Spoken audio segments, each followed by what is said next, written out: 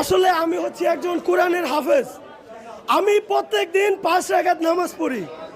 এই সিনেমাটা দেখার সময় আমি সিনেমা হলে 20 রাকাত নফল নামাজ পড়েছি। এই সিনেমাটা আসলে এত সুন্দর একটা সিনেমা, কারণ এই সিনেমার ভিতরে দেখানো হয়েছে যখন আপনার গার্লফ্রেন্ডে কেউ ডিস্টার্ব করে কিভাবে তার পাশার ভিতরে বাড়ি মারতে হয়। এখন যদি আমি মরেও যাই আমার জীবনের আফসোস থাকবে না। কলকাতা থেকে আসছি শুধু এই ছবিটা দেখার জন্য। টাকা উসুল হয়েছে 100%, 100%। বাংলাদেশের সেরা মুভি এটা। সেরা সেরা সেরা সেরা।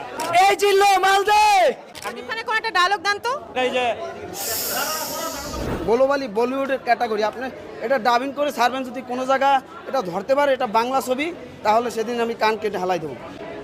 আমি ফিউচার নিয়ে ভাবি না, আমি অতীত নিয়েও ভাবি না, আমি শুধু একটা জিনিসই ভাবি, নিতু নিতু শুধু আমার, নিতুরে না পাইলে পুরো দুনিয়া বরবাদ করে